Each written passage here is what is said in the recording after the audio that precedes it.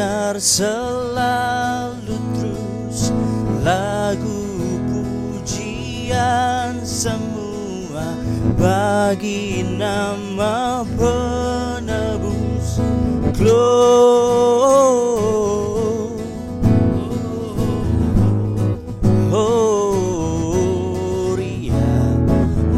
muliakan Tuhan.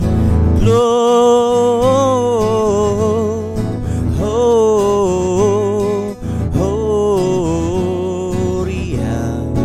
muliakan Tuhan.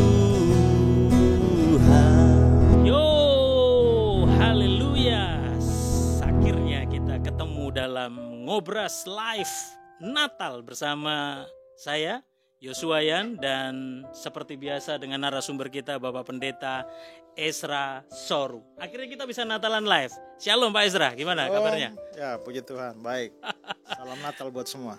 Salam Natal buat semua. Luar biasa Pak Ezra, dari Kupang, Surabaya, Manokwari, Papua, dan akhirnya kita ketemu dan pas untuk Ngobras Live Natalan bersama sahabat Ngobras. Salam buat sahabat Ngobras dimanapun Anda berada. Kita tadi sudah buka dengan lagu Dari Pulau dan Benua, karena konon katanya lagu Hai Mari Berhimpun nggak boleh dinyanyikan karena kita sedang COVID, saudara. Nanti kita terlalu dekat semuanya gitu ya. Baik, kita akan masuk dalam acara Ngobras, ngobrol Alkitab santai. Sesuatu yang berat, sesuatu yang sangat detail sekali tentang Alkitab, tetapi disampaikan dengan santai. Pak Ezra, siap Pak, kita ngobrol tentang Natal Pak. Ini Natalan Ngobras nih Pak. Iya. Pak, sebetulnya langsung straight to the point nih Pak. Sebetulnya arti kata Natal itu apa sih Pak? Natal itu bahasa Latin. Oke. Yang artinya hari lahir. Ya, jadi sebenarnya kalau memang kita bisa lihat apa ya, kadang-kadang orang ulang tahunnya kampus atau universitas disebut Dies Natalis. Okay. Ya, jadi dari situ Natalis, Natal itu adalah hari kelahiran. Jadi sebenarnya kalau ngomong Natal, kalau kita belajar makna kata itu sebenarnya kata itu ada kata yang mengandung dalam perjalanan waktu dia bisa menyempit, kadang-kadang dia bisa meluas. Saya misalnya contohkan gini, bahwa kalau saya di NTT itu saya ini orang Rote, ya. Suku saya tuh suku Rote, saya bukan orang Timur. Karena orang Timur tuh ada sukunya sendiri. Saya suku Rote, maka di sana saya bukan Rote. Di NTT itu ada orang Alor, orang Sabu, orang Sumba, masing-masing sendiri, bukan orang Timur. Orang Timur ada sendiri. Ya, tapi pada waktu saya kuliah di Malang beberapa tahun yang lalu biasanya begini, ayo yang semua yang dari timur kumpul. Semua dari timur itu artinya Sabo juga masuk, Rote juga masuk, Alor juga masuk, Papua juga masuk, Ambon juga masuk. Nah, berarti orang timur aslinya itu hanya menunjuk suku timur. Tapi ternyata lama-lama dia membesar menjadi semua orang dari bagian timur Indonesia itu dianggap orang timur. Berarti kata itu aslinya sempit. Tapi lama-lama dia meluas. Nah, kebalikan dengan itu, kata tuh artinya luas, lama-lama dia menyempit. Nah, ini misalnya Natal. Jadi Natal itu kan hari kelahiran. Berarti setiap orang sebenarnya punya Natal. Ya kan? Saya Natalnya 6 Mei. Pak Yos Natalnya? Natal saya 18 Januari. 18 Januari. Ya, semua kita punya Natal. Saudara-saudara juga punya Natal masing-masing. Tapi kalau hari ini kita ngomongin hari Natal, orang gak lagi mikir, Natalnya si A, Natalnya si B, Natalnya Ezra, Natalnya Yosua, tidak. Tapi semua kita langsung tahu itu merujuk kepada Natalnya orang Kristen gitu ya. Hari kelahiran Yesus. Jadi hanya merujuk kepada satu orang saja. Nah, kalau begitu Natal itu mengalami penyempitan makna dari makna yang luas untuk semua orang mengerucut kepada satu orang saja, yaitu Yesus Kristus. Nah, sebetulnya kalau gitu kapan sesungguhnya Yesus itu dilahirkan? Apakah memang lahirnya tanggal 25 Desember pada waktu itu? Kapan persisnya? Sudah tanggal, bulan, atau gimana itu Pak? Ya, kalau kita bicara soal tanggal itu memang juga pro kontra. Ya, pro kontra saya sendiri tahu bahwa di kalangan Kristen pun ada beda-beda pandangan ya. Tapi kalau saya merujuk, kalau rujukannya misalnya kepada beberapa ensiklopedia ternama, ya. Misalnya ensiklopedia Britannica atau juga ensiklopedia Americana, Wikipedia. Nah, itu memang ada versi, mungkin versi yang diambil adalah versi yang lebih mudah. Versi yang lebih mudah. Jadi gini ceritanya, bahwa pada abad yang keempat, ketika Konstantin menjadi kaisar Romawi, ya, Konstantin menjadi kaisar Romawi, dia lalu menjadikan Kristen itu menjadi agama negara. Nah, kaisar saja Kristen, bagaimana juga yang lain-lain gak Kristen? Akhirnya rame-rame jadi Kristen. Tapi sebenarnya mereka Kristen itu bukan karena mereka percaya Injil, bukan karena mereka sungguh-sungguh terima Yesus, tidak. Tapi karena ini ikut-ikutan saja. Maka disitulah mulai banyak orang kafir yang memeluk agama Kristen, tapi hatinya masih kafir, ya. Nah, hidupnya masih kafir, tapi KTP-nya Kristen. Nah, jadi kalau berbakti hari Minggu, berbakti, tapi mereka tidak meninggalkan kekafiran. Nah, karena itulah maka mereka biasanya merayakan hari kelahiran Dewa Matahari yang namanya Dewa Mitra, dan itu festivalnya namanya Festival Saturnalia yang dimulai dari 17 sampai 24 Desember dan puncaknya itu 25 Desember. Nah, mereka biasanya pergi ke sana merayakan matahari yang tak terkalahkan.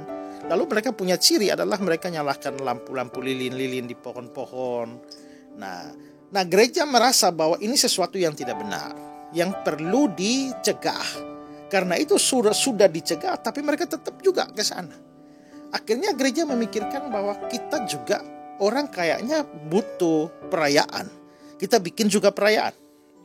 Tapi pada waktu perayaannya berlainan waktu, ya mereka tetap ada perayaan di gereja yang mereka rayakan. Tapi giliran Saturnalia mereka pergi juga di sana. Nah, maka dipikirkan lagi, kalau begitu kita bikin perayaannya tandingan saja. Dibikin pas tanggalnya.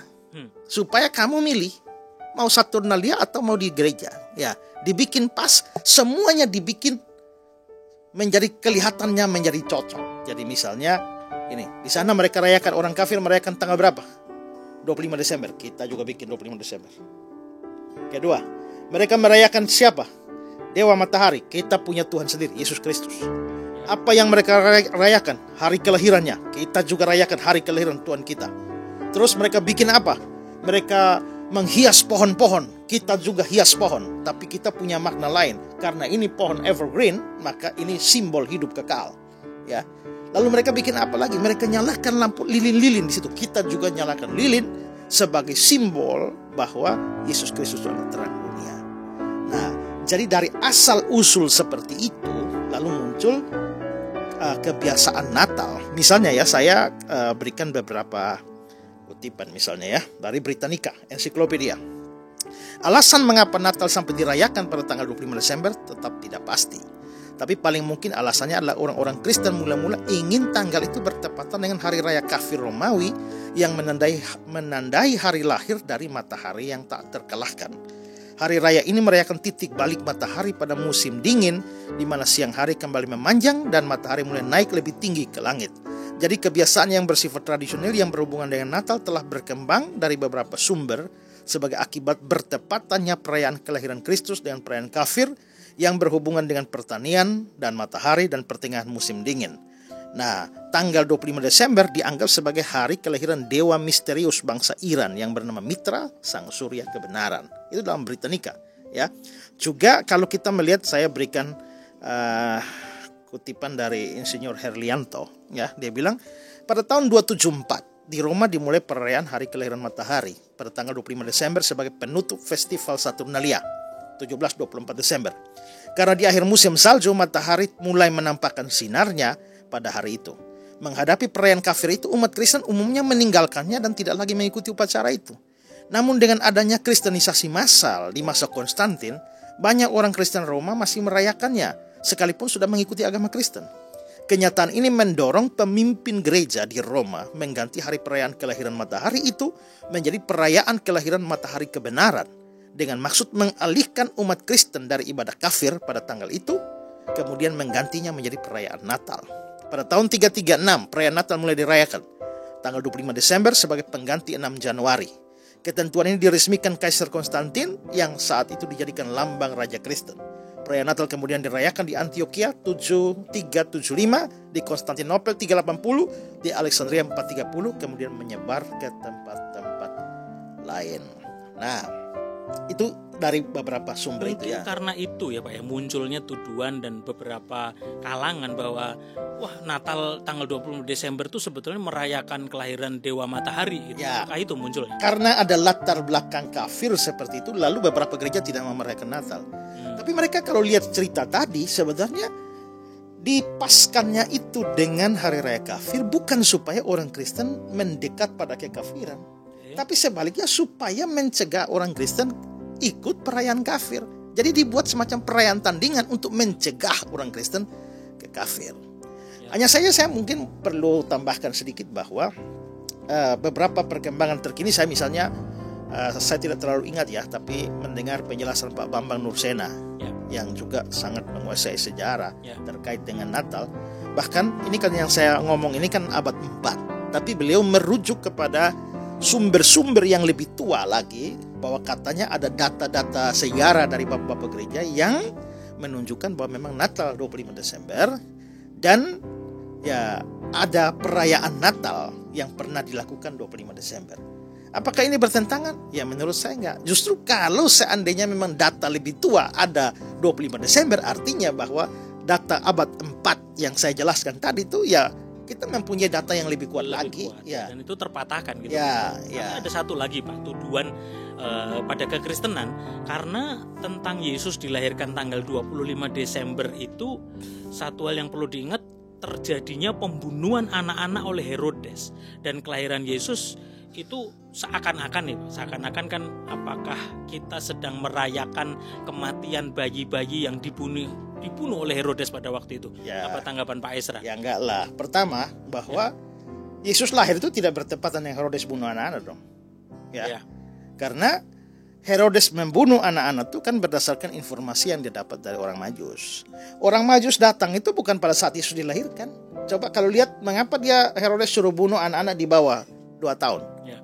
Berdasarkan waktu atau keterangan dari orang Majus, kapan kamu melihat bintangnya? Ya. Herodes hitung-hitung, wah ini kayaknya ya 1 tahun lebih nih. Maka dia tidak mau ambil resiko, ambil 2 tahun ke bawah, habisi semua. Ya. Berarti berdasarkan keterangan waktu itu, kelihatannya orang Majus itu baru datang itu 1,5 tahun sampai 2 tahun setelah kelahiran Yesus. Jadi pembunuhan itu baru terjadi 2 tahun kemudian. Ya. Jadi adalah tidak benar kalau dibilang merayakan hari kelahiran Yesus, merayakan Ketika Herodes membunuh bayi-bayi gitu ya. Oke, masuk akal sekali itu. Kedua adalah bahwa yang kita rayakan ini kan seandainya Yesus memang lahir dan pembunuhan terjadi pada hari lahir. Ya. Kan kita orang Kristen nggak ada yang pernah berpikir tuh merayakan pembunuhan anak-anak.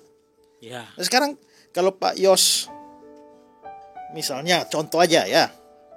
Tadi Natalnya Pak Yos 18 Januari 18 Januari tahun 76. tahun 76. 18 Januari 76, seandainya 18 Januari tahun 76 itu pernah ada tsunami. Ya. Lalu berarti Pak Yos nggak bisa rayakan ulang tahun dong? Iya, iya. Karena kalau merayakan ulang tahun sama dengan merayakan korban-korban tsunami? Iya, iya. Enggak. Itu sama kayak orang lahirnya 30 September, Pak. Dikira dia merayakan pembunuhan pahlawan revolusi. Itu gitu, ya, itu cerita lain itu. Ya. Nah ini menarik Pak. Kita geser dikit karena Pak Esra sudah mulai touch ke orang Majus. Pak, ini mumpung kita lagi membahas nih, ngobras live tentang Natal gitu. Sebetulnya berapa sih jumlah orang Majus yang mencari Yesus? Banyak yang bilang 3 orang, tapi kan di Alkitab sebetulnya nggak dijelaskan berapa jumlah mereka. Mohon penjelasan tuh Pak, gimana sih orang Majus itu? Ya, banyak yang bilang 3. Kenapa dibilang 3? Karena mereka hitung dari jumlah persembahan kan. Mazmur dan kemenyan. Jadi, dasarnya 1 orang beri mas, 1 orang beri mur, 1 orang beri kemenyan. Jadi 3. Ya. Tapi kan sebenarnya kan jumlah pemberian itu tidak menggambarkan jumlah orangnya, karena kita satu rombongan juga bisa kasih 1 saja, ya. Nah bisa kasih 1 pemberian saja, ya. Tapi kalau menurut tradisi, ya itu mereka tuh grup-grup, dan grup-grup mereka tuh ya kisarannya itu antara 3 sampai 12 orang satu rombongan ya. Jadi kita nggak tahu persis berapa, tapi ya memang belum tentu 3 ya, pasti gitu. belum tentu 3. Oke. Nah, gitu. Pak, sebetulnya nih Pak, siapakah nama orang-orang Majus itu? Kenapa Alkitab nggak memberitahu kita nama-nama mereka? Saya ingat betul tuh dulu Pak Esra pernah khotbah jadi orang Majus nih. Jadi sebetulnya siapa sih itu nama orang Majus itu? Ya, Alkitab memang tidak mencatat itu ya.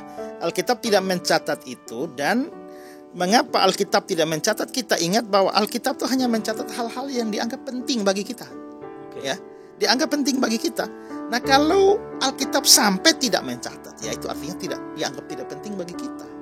Misalnya kan ambil contoh siapa penjahat yang disalibkan, 2 penjahat yang disalibkan bersama Yesus itu kan, rasa ingin tahu kita tuh, aduh itu siapa ya?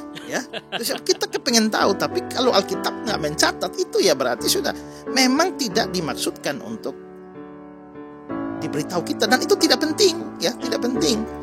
Terus ini itu yang kita pernah bahas, the lost years of Jesus, tahun-tahun Yesus yang hilang ya.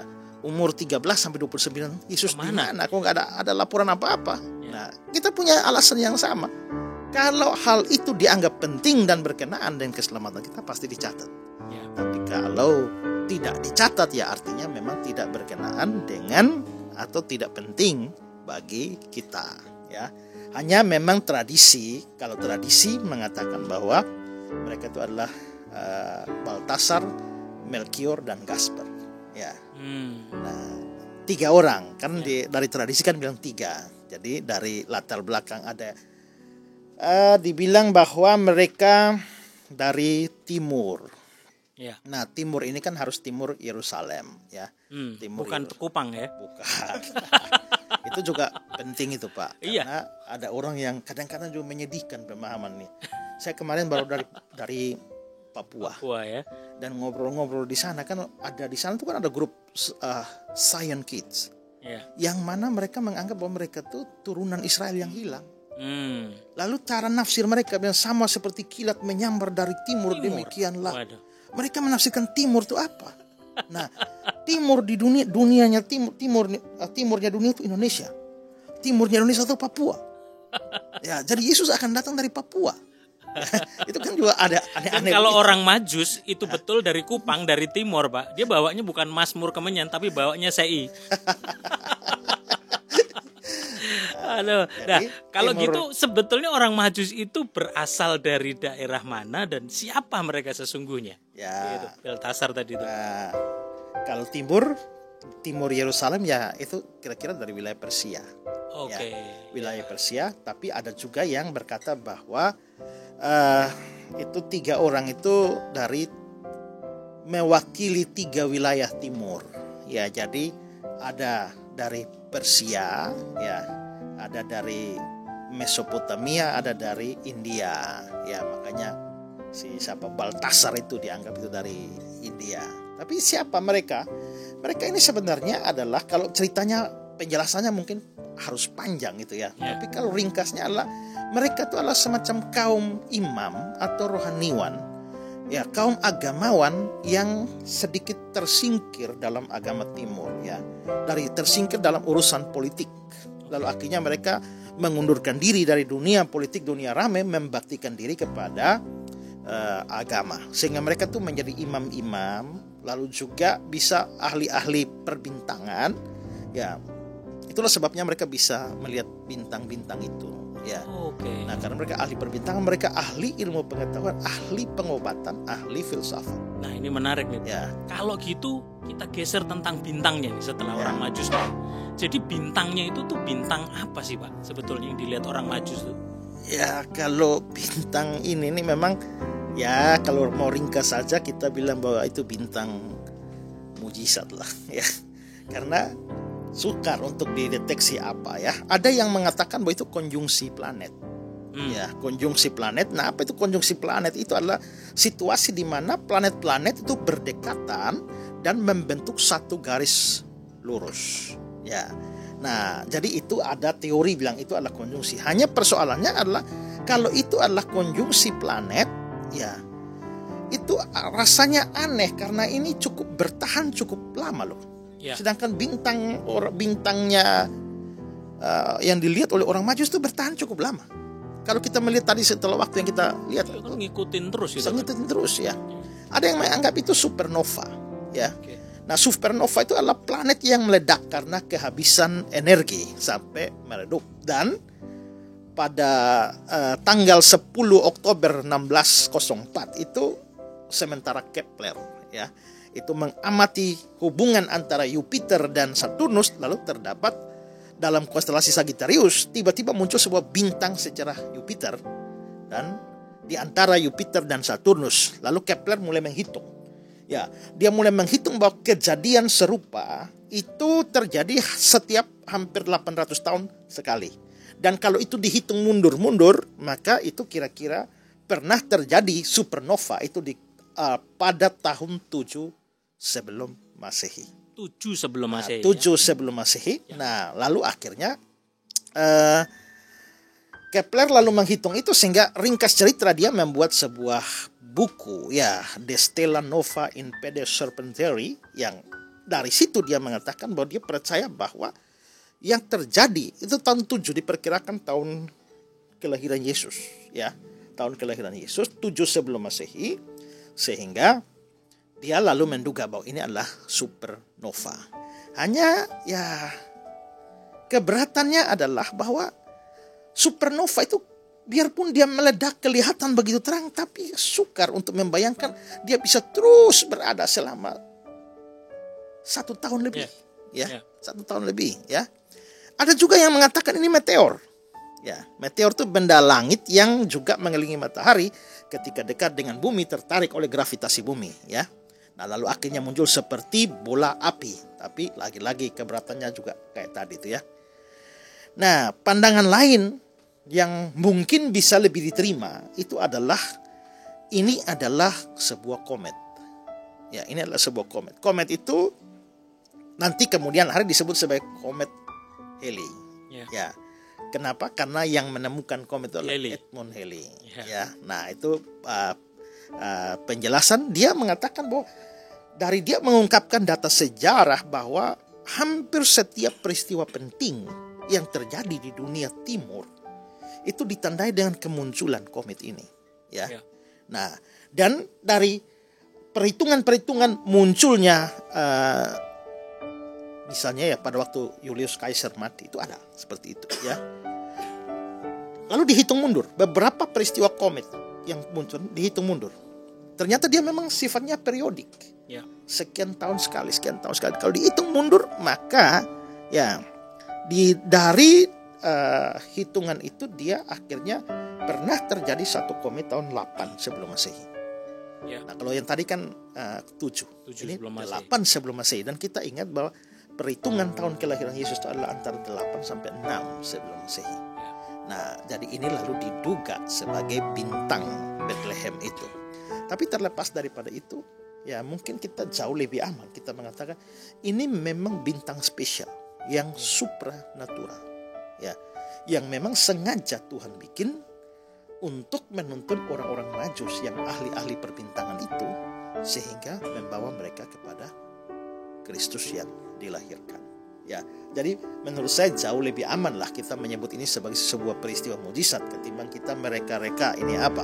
Tapi dari rekaan-rekaan itu memang yang paling mungkin itu adalah komet itu. Komet itu, ya. Nah, tapi bisa butuh penjelasan yang lebih jauh tentang hal itu. Ya, itu tadi kita bicara tentang orang Majus, kemudian bintang tuntunannya. Ya. Kemudian kita mulai geser nih Pak ke Marianya. Ya. Sebetulnya mungkin nggak sih Pak, zaman modern seperti sekarang ini ada orang lahir dari seorang perawan lagi seperti kelahiran Yesus? Mungkin nggak itu terjadi? Nggak mungkin. Bahkan kelahiran Yesus dalam sejarah sebagai seorang perawan itu sebelum dia tidak pernah ada dan setelah dia tidak bisa ada. Tapi kita untuk memahami ini kita mesti ingat bahwa kelahiran Yesus dari perawan itu karena ada nubuatannya. Di Yesaya 7:14, ya. Sesungguhnya seorang perempuan muda akan melahirkan seorang anak. Sesungguhnya Tuhan akan memberi pertanda kepadamu. Kalau saya, coba saya tunjukkan saja, kita lihat saja Yesaya 7 ayat 14 ini. Sebab itu Tuhan sendirilah yang akan memberikan kepadamu suatu pertanda. Tuhan sendirilah yang akan memberikan kepadamu. Mu itu siapa? Kalau kita geser sedikit ke atas ayat itu menuju pada Raja Ahaz. Oke. Ya, jadi Yesaya sedang bicara kepada Raja Ahaz. Tuhan sendiri akan memberikan kepadamu Raja Ahaz suatu pertanda. Sesungguhnya seorang perempuan muda, kata Ibrani-nya adalah Almah, ya, mengandung dan akan melahirkan seorang anak laki-laki dan akan menamakan dia Immanuel.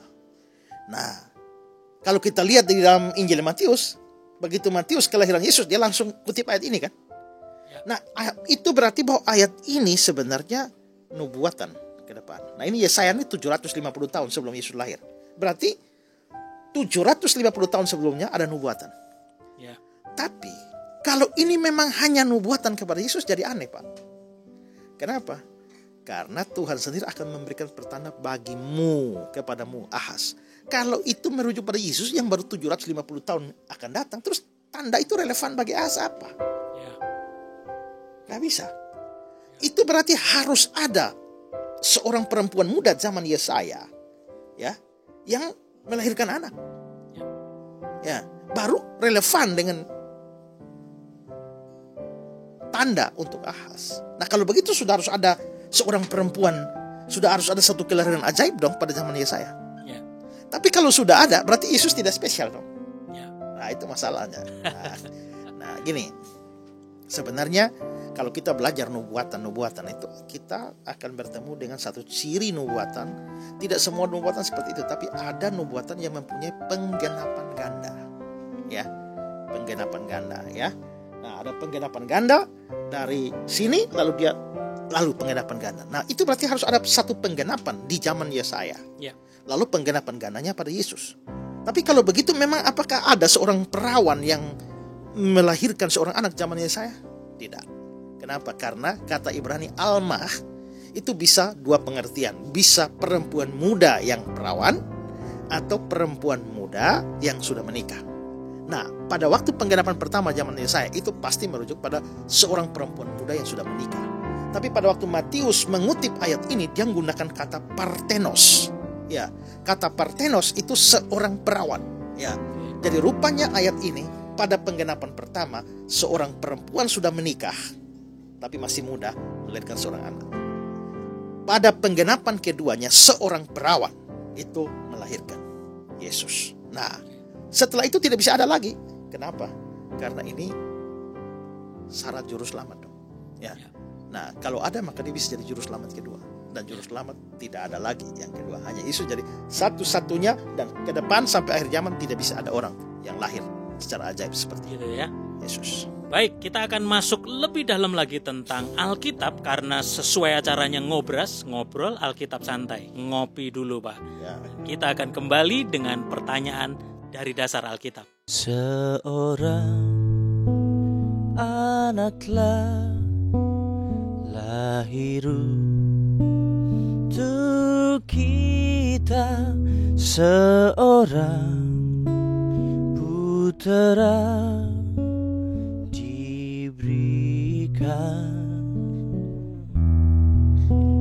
lambang pemerintahan di atas bahunya, dan namanya pun disebut orang penasehat ajaib, Allah yang perkasa, Bapa yang kekal, Raja damai.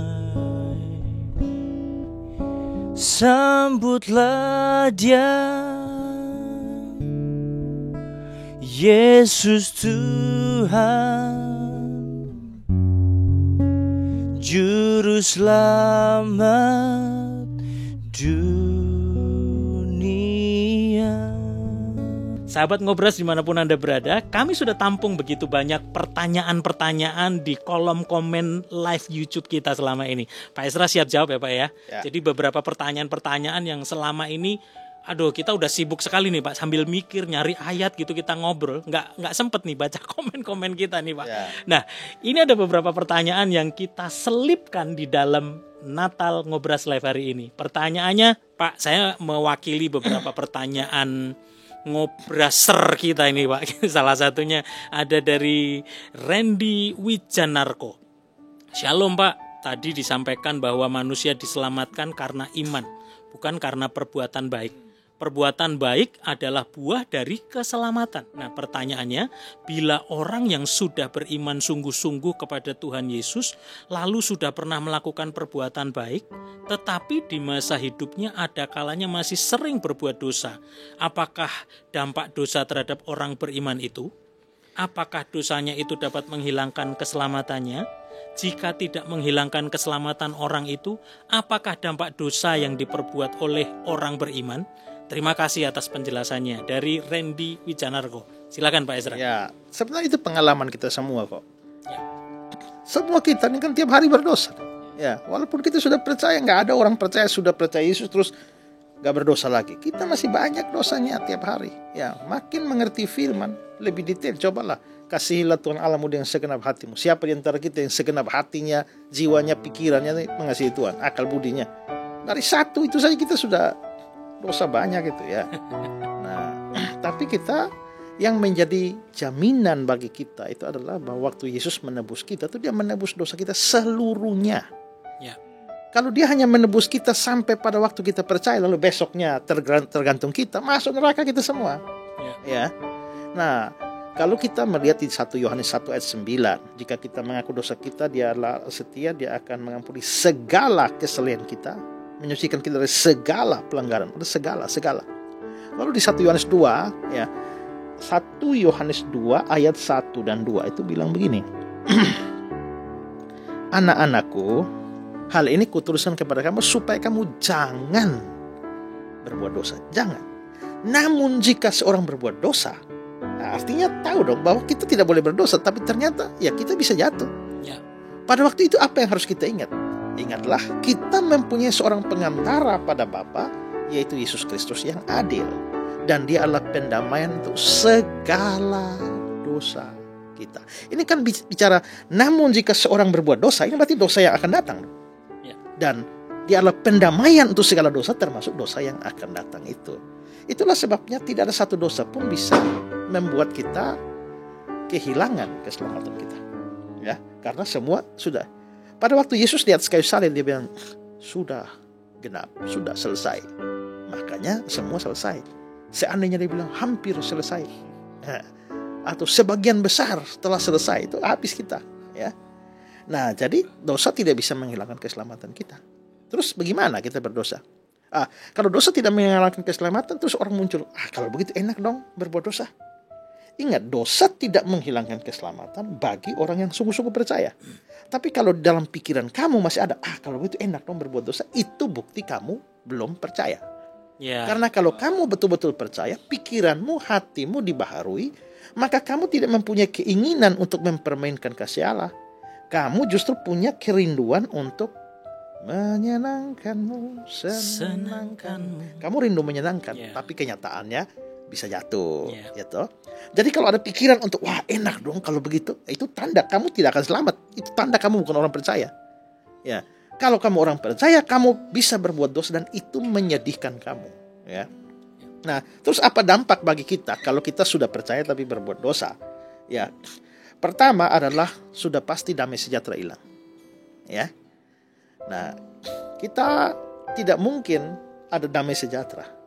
Kalau kita ingat ya, Daud dalam Mazmurnya ya, ketika dia belum mengakui dosanya, dia bilang, tanganmu menekan aku dengan berat, siang malam tanganmu menekan aku. Jadi ketenangan dan damai sejahtera, Tuhan menghajar kita dengan mengambil damai sejahtera yang pernah Dia berikan dari hati kita, ya, ketika kita memegang erat dosa-dosa kita. Kedua, itu bisa membuat Tuhan enggan mengabulkan doa-doa kita, ya. Yang menjadi pemisah antara engkau dan Tuhan Allahmu itu adalah segala dosa dan kejahatan. tangan Tuhan bukan kurang panjang, ya. Artinya itu bisa menjadi penghambat doa. Dalam Mazmur dikatakan, jikalau ada niat jahat dalam hatimu, tentulah Tuhan tidak mendengar. Dan yang ketiga, itu bisa mendatangkan hajaran. Kalau kita tidak bertobat, Tuhan bisa menghajar. Menghajar itu bukan untuk menghukum, tapi untuk mempertobatkan. Maka dalam surat Ibrani dia bilang, anak manakah yang tidak dihajar oleh ayahnya? Kalau kamu tidak dihajar, kamu anak-anak gampang. Di Wahyu 3 dia bilang, siapa ku kasihi, ya ku hajar dan ku tegur. Ya. Karena itu relakanlah hatimu dan bertobatlah. Ya. Pelayananmu terganggu. Ya. Hidup kerohanianmu terganggu. Ya. Coba bayangkan, kalau kamu terus berbuat dosa, kamu gak akan tenang berdoa. Kamu berbakti juga rasanya, aduh gimana. Ya. Nah karena itulah maka biarpun dosa tidak mempengaruhi keselamatan kita, tapi dosa sangat mempengaruhi kehidupan rohani kita dan pelayanan kita, relasi kita dengan Tuhan. Karena itu kita harus tetap berusaha untuk hidup dalam kebenaran. Iya, itu tadi pertanyaan dari Randy Wijanar. Kita sekalian nih Pak, lanjut ke pertanyaan kedua selama kita live beberapa episode Ngobras dari Cornelius Langbila. Tentang keselamatan sangat jelas. Karena kasih karunia kita bisa beriman dalam darah Kristus. Tapi saya hanya ingin menanyakan soal baptisan yang Bapak singgung tadi. Ini waktu kita bahas tentang baptisan waktu itu Pak. Jelas bahwa itu tidak ada hubungan dengan keselamatan. Pertanyaannya, mengapa masih banyak praktek pembaptisan dengan berbagai metode? Dengan alasan itu diperintahkan Yesus. Apakah semua perintah Yesus masih relevan untuk diterapkan di masa sekarang ini? Jika ya, mengapa sekarang para penginjil pergi pelayanan harus bawa baju dan makanan yang banyak? Dan adakah yang hari ini tidak akan mati sekalipun dia minum racun? Mohon penjelasan. Terima kasih. Nah, ini dalam satu pertanyaan ini ada banyak yang ditanyakan. Jadi Pak Yos ulang. Oke, nanti saya ingetin lagi Pak. Potong saya jawab. Coba baca ulang. Oke, jadi tentang kasih karunia kita bisa beriman dalam darah Kristus. Pertanyaannya tadi yang pertama adalah, mengapa masih banyak praktek pembaptisan dengan berbagai metode? Dengan alasan itu diperintahkan Yesus.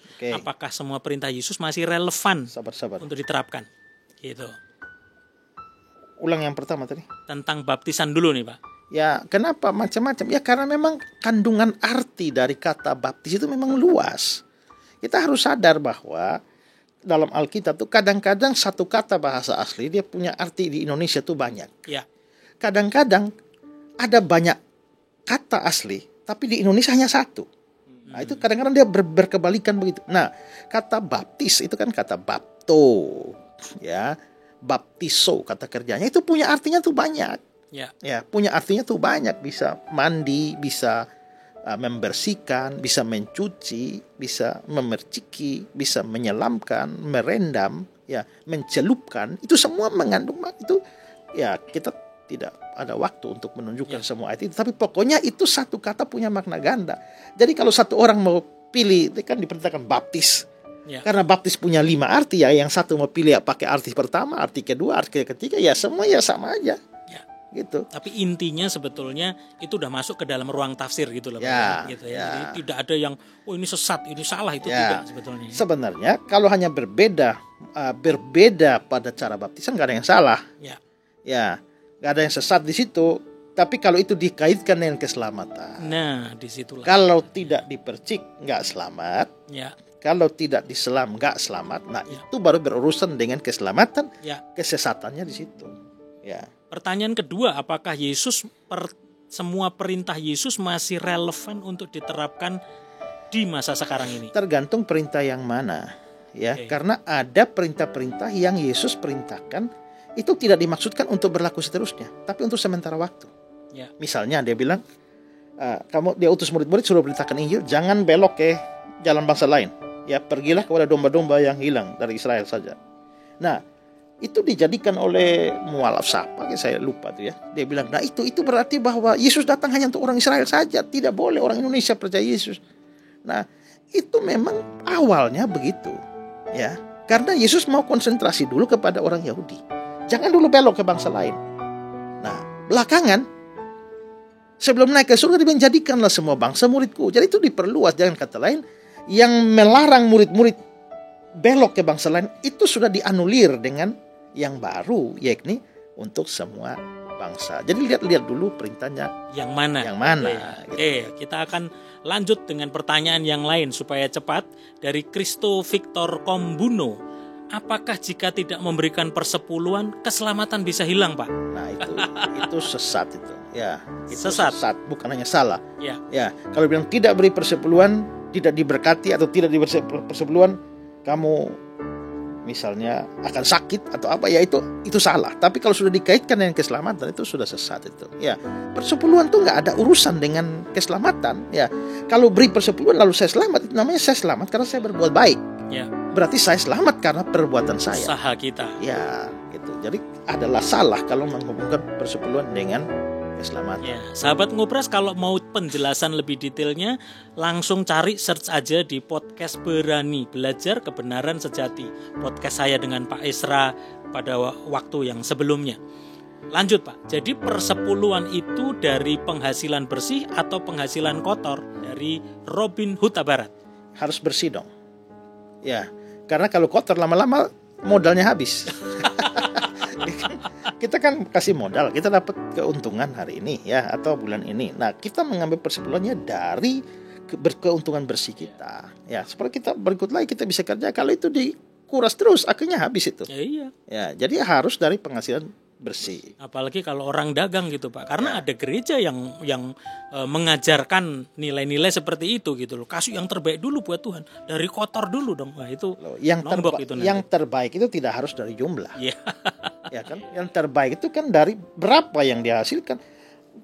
Orang yang misalnya orang dapat penghasilan 100 juta, ya 100 juta lalu dia kasih 1 juta saja, ya padahal kan mestinya 10 juta. Ya. Tapi orang yang penghasilan 100.000, ya kalau dia hanya kasih 50.000, dia sudah kasih 50% dong. Ya. Berarti dia yang lebih baik dong. Ya. Ya, makanya di Tuhan Yesus bilang itu janda yang hanya kasih 2 peser itu dia memberi, gitu ya. Dia memberi lebih besar dari orang-orang Ya. kaya. Jadi terbaik itu bukan soal jumlah. Kalau mau hitung persentase. Ya. Satu lagi nih Pak, apakah orang miskin harus memberi persepuluhan? Harus sepanjang mempunyai penghasilan. Ya. Kalau tidak punya penghasilan, ya nggak perlu dong. Ya. Dan ingat bahwa persepuluhan itu dari penghasilan rutin. Ya, jadi kalau dia tidak kerja, tidak ada penghasilan rutin, dia nggak perlu beri persepuluhan. Dia misalnya ada jual TV lah, ya dapat penghasilan. Apakah jual TV itu rutin? Ya, kalau nggak rutin nggak perlu beri persepuluhan. Tapi kalau memang kerjaannya jual TV, itu berarti rutin. Nah, dikasih. Kalau tiba-tiba jual tanah, kalau memang dia pekerjaannya maklar tanah, jual tanah, ya sudah dia harus beri persepuluhan. Tapi kalau ini hanya jual tanah 1 kali atau dapat uang kaget, ya itu tidak perlu persepuluhan. Itu kalau memang mau bersyukur, kasih persembahan syukur. Itu tidak ditentukan jumlahnya berapa, ya tergantung kerelaan hati kamu. Iya, itu tadi pertanyaan dari Bapak Suparsa Markus. Dan inilah selipan beberapa pertanyaan di kolom komen di live YouTube Ngobras selama ini. Mungkin masih ada banyak pertanyaan Bapak Ibu Saudara sahabat Ngobras yang belum terjawab, tetapi jangan bosan-bosan tulis pertanyaan Anda di kolom komen. Nanti admin Ngobras akan menginventarisir, lalu kita akan olah untuk episode Ngobras selanjutnya. Dan kita akan kembali kepada topik pembahasan Natal Ngobras Live. Kita lanjut lagi nih Pak Esra. Kalau kita baca di Matius 1 ayat 18, dikatakan bahwa Yusuf dan Maria masih bertunangan. Tapi di ayat 19-nya dikatakan bahwa Yusuf adalah suami Maria. Dan karenanya maka muncul Yusuf mau menceraikan Maria istrinya itu. Nah, tidakkah ayat Alkitab ini saling bertentangan Pak? Jadi yang benar tuh yang mana? Mereka itu tunangan atau suami istri? Bagaimana penjelasannya Pak Esra? Ya, akan kelihatan bertentangan kalau kita memahami dari sudut budaya kita. Oke. Ya. Ya, ini gap budaya ini berarti ya. Oke. Tidak bertentangan kalau kita lihat dari budaya orang Yahudi. Jadi kalau orang Yahudi itu pernikahannya mereka itu sebenarnya ada 2 tahap pertunangan sebelum pernikahan itu. Biasanya mereka sudah ditunangkan pada waktu kecil. Ya, pada waktu kecil sudah tunangan. Itu tunangan tahap 1. Ya. Dan itu bisa putus. Ya.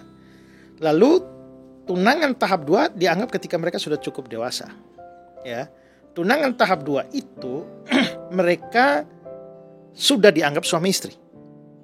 Hanya tidak boleh hubungan seks, tidak boleh tinggal bersama atau tidur bersama.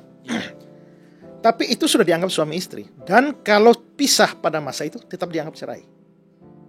Dan yang ketiga, setelah 2 tahap itu, yang ketiga ya pernikahan, di mana mereka masuk pernikahan dan mereka menjadi suami istri yang boleh berhubungan seks. Nah, jadi sebenarnya Yusuf dan Maria itu ada pada tunangan tahap kedua. Tunangan tahap kedua, karena itulah maka mereka sudah dianggap suami istri. Dan kalau sampai pisah itu namanya bercerai. Ya, makanya Yusuf mempertimbangkan untuk menceraikan istrinya. Tapi di bagian sebelumnya dibilang tunangan. Nah, kalau tunangan itu artinya bahwa tunangan tahap 2 biarpun sudah suami istri tapi belum hubungan seks. Ya, jadi sebenarnya tidak bertentangan. Ya, ayat 18 menyoroti pertunangannya.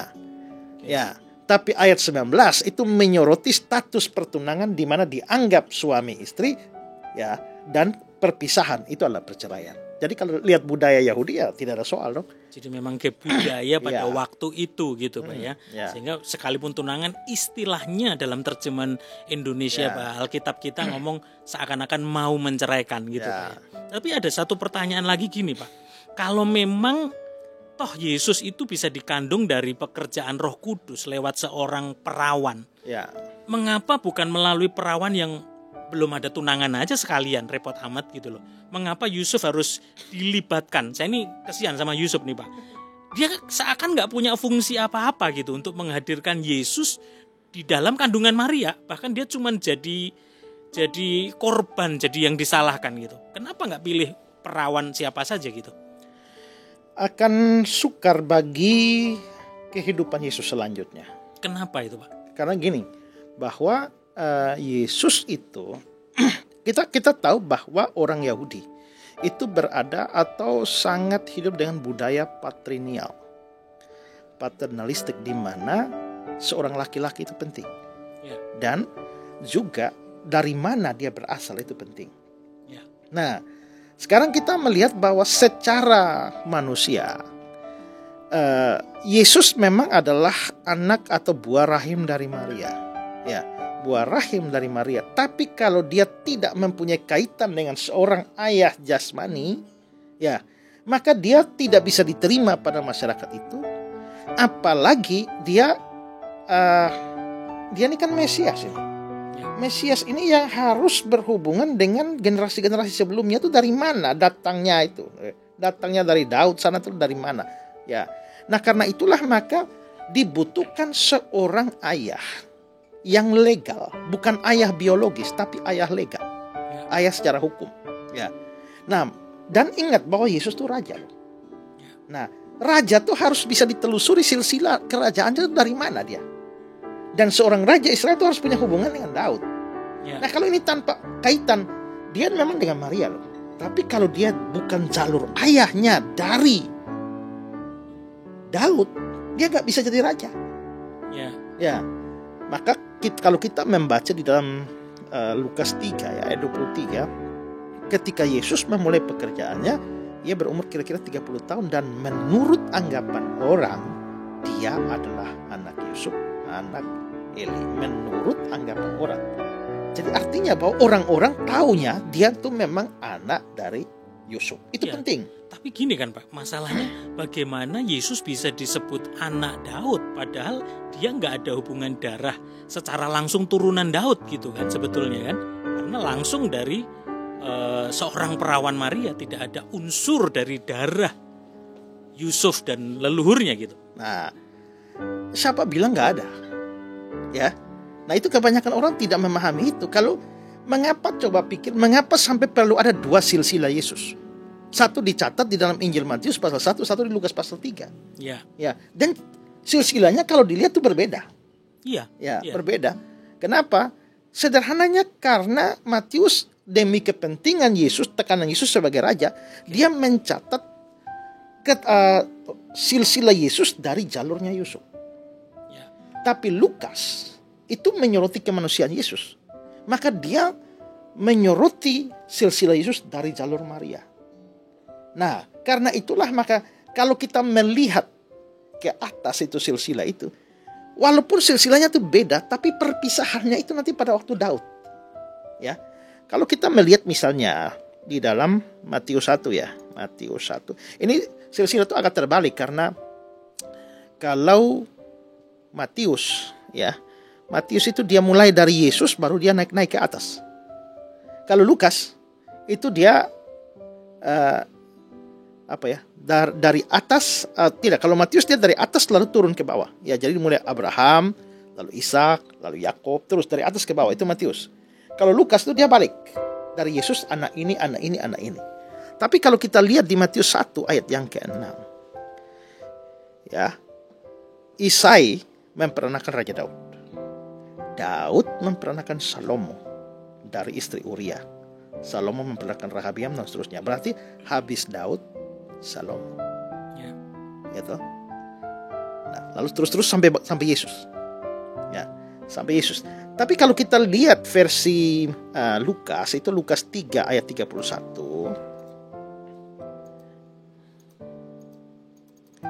Lukas 3 ayat 31 itu kalau kita baca ya, dari ini kan dia balik ya.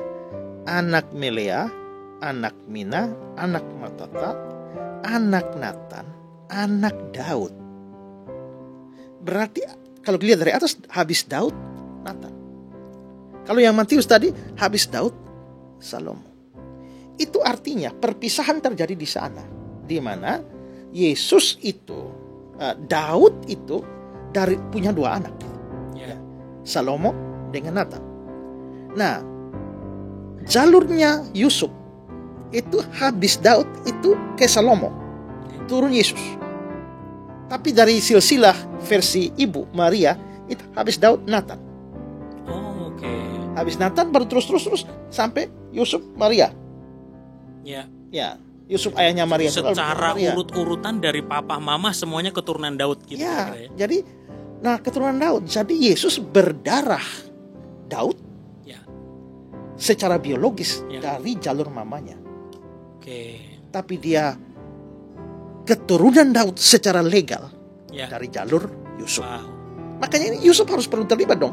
Karena kalau hanya sekitar gitu dia nggak bisa jadi raja. Iya.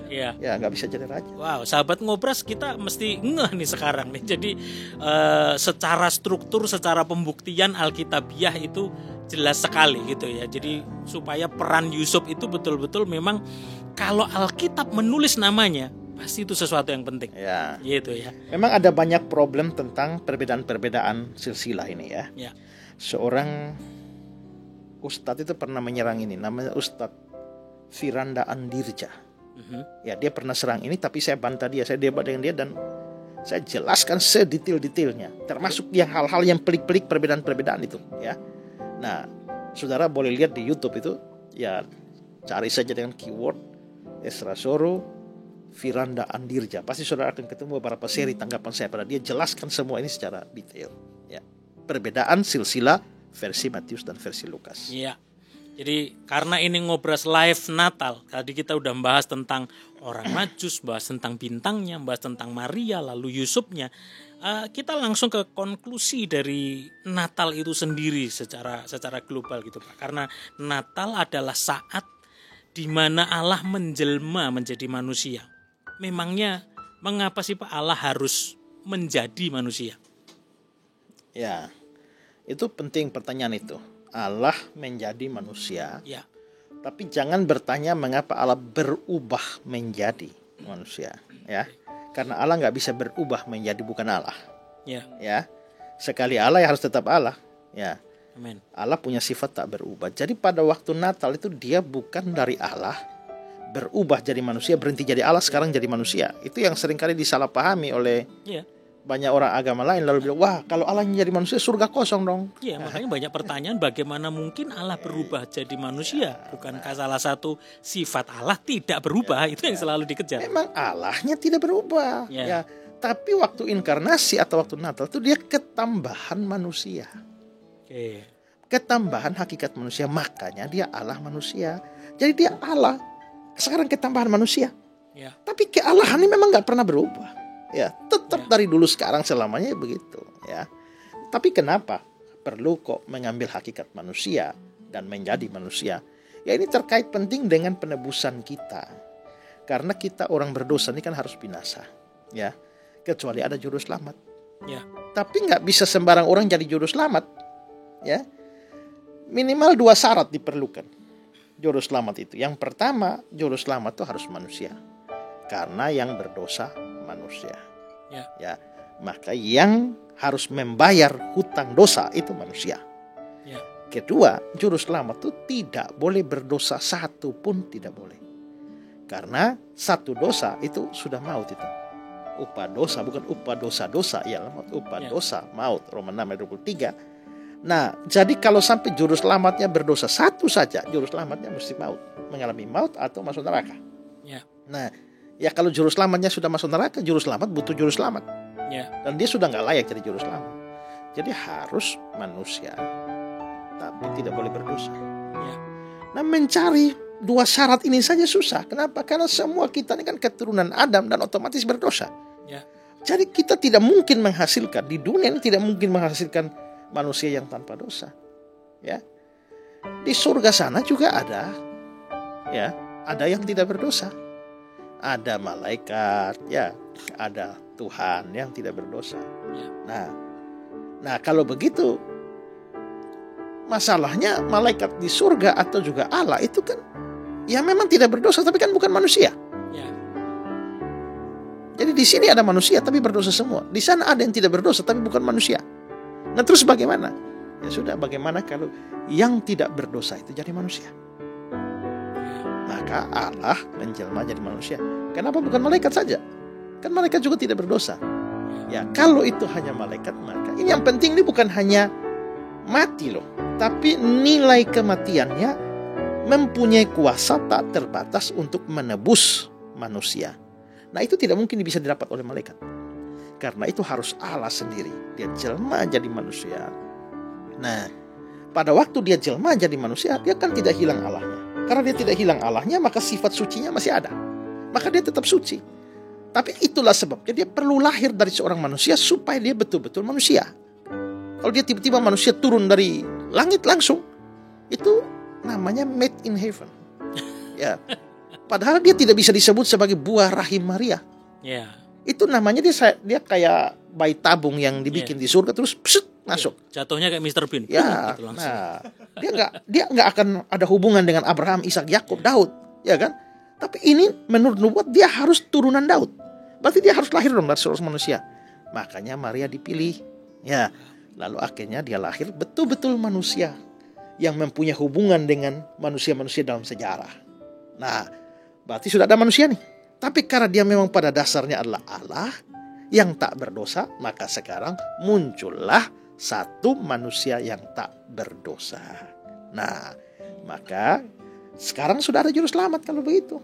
Nah, karena sudah jadi ada juru selamat, belakangan kan upah dosa kan maut. Maka kalau juru selamat mau menanggung dosa kita kan harus mati. Ini juga salah satu penting mengapa perlu jadi manusia. Karena kalau tetap di surga mana bisa mati. Ya. Ya kan? Tetap di surga sebagai Allah, Allah nggak bisa mati. Maka perlu jadi manusia supaya bisa dibunuh mati. Ya, maka Natal itu penting. Natal itu adalah momen penyediaan juru selamat bagi dunia dan satu-satunya. Ya, kalau Natal tidak ada, dunia tidak pernah punya juru selamat. Ya, dengan adanya Natal, juru selamat disediakan. Makanya kenapa kita bersuka cita pada waktu Natal? Ya, karena juru selamat disediakan bagi dunia. Dan karena itu pula lah merayakan Natal tanpa menerima Yesus sebagai juru selamat, ya ini gak ada manfaat bagi saudara. Happy dalam pesta Natal, tahu-tahu masuk neraka. Ya. Hai dunia, gembiralah. Kau bergembira tapi tidak terima Yesus, ya kamu binasa juga, masuk neraka.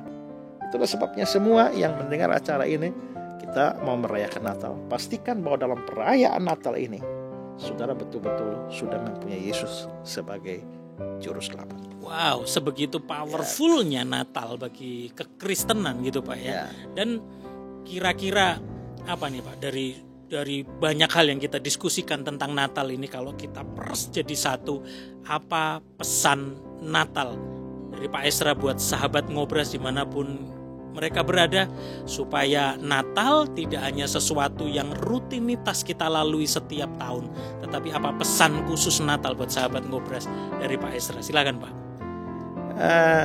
Kalau kita melihat ya di dalam pesan atau berita Natal ya, misalnya di dalam Matius pasal 1 ya ayat 21 itu ya, dia akan melahirkan anak laki-laki dan akan menamakan dia Yesus, karena dialah yang menyelamatkan umatnya dari dosa mereka. Jadi Yesus itu, nama Yesus itu sendiri sudah ada urusan dengan keselamatan ya, sudah harus ada hubungannya dengan keselamatan ya. Karena itu saya tegaskan kembali lagi ya, kemarin saya di dalam khotbah di Papua Manokwari, saya bilang bahwa Allah itu dalam perjanjian lama sudah disebut sebagai juru selamat. Tapi dalam nyanyian pujian Maria bilang Allah juru selamatku. Ya. Itu berarti bahwa kita penting untuk menjadikan hal-hal yang dari Allah yang bersifat kolektif itu masuk kepada tataran pribadi. Dia itu Allah, tapi apakah dia Allahmu? Dia itu Tuhan, tapi apakah dia Tuhanmu? Dia juru selamat, kamu percaya dia atau tidak, dia tetap juru selamat. Tapi apakah dia jadi juru selamatmu? Dia itu gembala, tapi apakah dia gembalamu? Nah, Daud berkata, Tuhan adalah gembalaku. Ya, Maria bilang, Allah juru selamatku. Ya. Thomas bilang, ya Tuhanku dan Allahku. Ya, nah Natal itu kita merayakan kelahiran juru selamat. Yesus juru selamat, yes. Tapi pertanyaannya, dia juru selamatmu atau tidak? Ya, nah seorang pernah berkata, Natal itu dimulai dari hati Allah. Ya. Tapi itu baru sempurna dan lengkap kalau itu mencapai hati manusia. Ya. Karena itulah maka percuma merayakan Natal kalau Yesus tidak lahir di dalam hatimu. Ya. Jadi ini kesempatan buat kita semuanya, sahabat Ngobras dan siapapun kita, ini kesempatan untuk kita menerima keselamatan itu dengan percaya kepada Yesus Kristus, ya, gitu Pak ya. Itu ada lagu-lagu apa yang bagus tuh? La la la la la la la la. Sebab Natal tak akan berarti tanpa kasih-Mu. Sama-sama. Lahir di hatiku hanya bersama-Mu. Yesusku rasakan selalu. Indahnya Natal di hatiku. Itu lagu yang bagus, bahwa Natal itu harus Yesus lahir di hati kita. Kalau tidak ya sia-sialah merayakan Natal.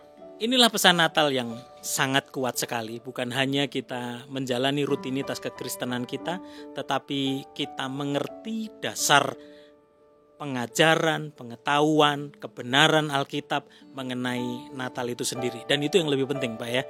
Jadi supaya kita kuat dasarnya, karena ngobras, ngobrol, Alkitab santai, semuanya didasari oleh kebenaran Alkitab.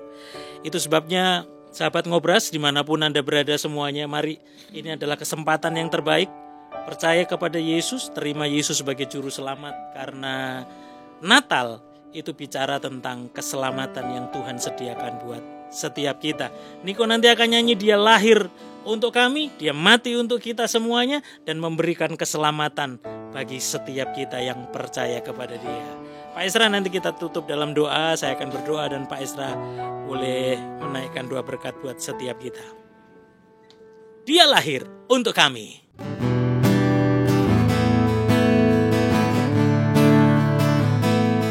Dia lahir untuk kami, dia mati untuk kami, dia bangkit bagi kami semua.